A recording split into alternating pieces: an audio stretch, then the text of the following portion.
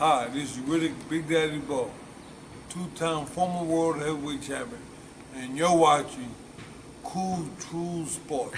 True School Sports. True School Sports. Absolutely. So like, being that he's now, he's the quote-unquote undisputed champion, there's a lot of disputes because of the whole franchise situation, and now people want to see him fight Devin Haney. I never asked you, what do you even think about Devin Haney, and how do you think he matches up with Teofimo Lopez?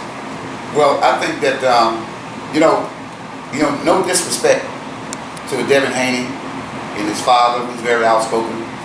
They have done a fantastic job with their kid. Devin Haney is a very good fighter. You can't take that away from him. No disrespect to him, but I think that for Lopez to sit there and start and his father entertaining Devin Haney and his father comments. I don't think that Haney's on that level. I don't think he's on that level, and I think he's and if I was Lopez, I wouldn't even mention his name, because what you prove in yourself, what Lopez has proved is, hey, I'm on a totally different level than these guys. So if you're on a totally different level, why are you entertaining what Devin Haney is saying? Or why are you entertaining that? Don't be talking about Devin Haney. You started talking about you should be talking about Pacquiao. Okay, you should be talking about let's say you should be talking about Floyd Mayweather. Yeah. Okay, that's what your conversation should be about. And Floyd opened himself up. Because he was a little, I don't know what it was, a little bit upset about when they started talking about this kid is he's undisputed. He has a franchise belt and these type of things. And Floyd opened himself up. And if I was Lopez and Lopez crew, I would take advantage of that. I mean, I would say, okay, Floyd, you haven't totally retired yet. Okay, at 140 pounds, or you can't make 135. Let's me and you fight at 140 pounds, and I give you the opportunity to be unified champion of the world. Take my belts. That's where I would be coming from. Yeah. I wouldn't be talking down. You got to go up. You got to understand that. Okay? Talking about Haney is only trying to bring him up. He hasn't gotten there yet. So you don't worry about that. You talk about it, I'll take care of Floyd Mayweather. And after Floyd Mayweather, give me Pacquiao. Now you're talking on your level, brother. Yeah. And as a young man, and I tell you what, a lot of people don't listen because you have proven yourself to be one of the best of all times. So let's don't talk down. If you hear me, Lopez, let's don't talk down. Let's talk up.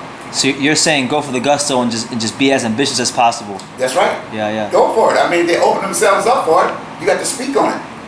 Everybody knows that Floyd Mayweather is one of the greatest fighters ever lived, but he opened himself up and he hasn't fully retired. So there it is, young man. It's wide open. Present that challenge to Floyd Mayweather. Say, I will fight you at 135 pounds. Or I will come up to 140 pounds and fight you. Let's talk Mayweather. Then let's talk Pacquiao. Let's not talk about Devin Haney. Yeah. Don't waste. You're wasting your voice. You're wasting time. You're wasting energy. And we don't have all that energy, I understand that the human body is made of motion and energy, but we don't have that energy to waste. No, you don't. So basically what I'm saying is, hey, think on a different level. You've always thought on a different level anyway. And you prove that, I think that the kid could probably win titles in maybe 3 or 4 different weight classes. I told Floyd that. I said, you'll win titles in I think in 4 different weight classes. And when I saw him at the WBC convention, he said, no, Stacey, I won in 6. But I'm not Haney, but Lopez has the same potential to be a great fighter. He work on his defense a little bit. He's still young. Work on his defense a little bit, move his head a little bit more, knock shots down a little bit more, slip a little bit more, and he'll be right there. And he'll be very, very entertaining to watch. It gives a new breath of air. Yeah. Yeah. I feel like with him being Lomachenko at such a young age, like he set that standard for the younger fighters around his weight division. Now these guys gotta meet that level, or else they're not gonna be ever looked at as being on Lopez's level. Yeah, well, the younger fighters who's coming along right now, they needed somebody to look up to and somebody to make them go to another level. Now, here's a kid that most of those guys fought an amateur with. Okay, and they'd say, well, we know you're good, but we didn't expect for you to jump to where you are. You know, I remember when Lennox Lewis was fighting Mike Tyson, and people didn't want to recognize Lennox Lewis as a great heavyweight. So at the post fight press conference, I said Lennox, I said you should go down as one of the great heavyweight. He was a great heavyweight. I said people didn't want to give you the that credit. I said, but sometimes, especially in boxing, you got to beat a great fighter in order to be considered great. So tonight, you beat a great fighter in Mike Tyson, so you're in that class. And his response was, I never thought I'd hear Stacey say that I was great. I said, but you earned that. You earned that. So it's the same thing with Lopez. He earned his position where he is right now. And he's going to be there for a while. And he doesn't think he can lose. And he keep his head right and keep his family, do things with his family, and love his family, and stay with his dad, and he's gonna be just fine. I think young fighters gonna be looking up to him. That's the guy to beat. It's like it was with Sugar Ray Leonard. Everybody says it's the guy to beat.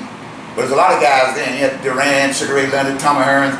So we don't have that class all the way out. But I think that Lopez as a lightweight could have been in that lightweight class with those great fighters. Really? Yeah. You think he would have done well, fared well against those guys of that era? I think he'd have fared well at 135 pounds, maybe 140 pounds. I think he did real good, even at the early stage like this. You know, the kid don't have 16 fights. Yeah, yeah. So it was it's an early stage, but yeah, I think he'd have fared. You know, and you got a lot of great lightweights. You know, one of the all-time greats was the first African American lightweight champion was Joe Gantz. Joe Gantz out of Baltimore, Maryland. And Joe Gantz was the first African American world champion period at that time. So he was the greatest lightweight. In fact, they called him the Old Master. They called him the Old Master. They called him, said, why do they call him the Old Master? Because he mastered and taught us the art of boxing. He's the first one to start all this slipping and sliding and all these different things. That's why his record, I think it was 47 and 6 or something like that. But anyway, he's an all-time great lightweight. My next favorite all-time great lightweight, everybody knows, is Roberto Duran. Roberto Duran is a great. I think the old timers, I read someplace where the old timers said that Duran and Joe Gantz were the best two lightweights ever lived. And, you know, they wondered what would have happened if those two had fought. I think that this kid right here, one day, hopefully one day, he could be in that class. As a lightweight, I don't think he'll be around long enough because he'll probably move up to 140. I think they was talking about that also. Hey, what's going on? It's your boy BT.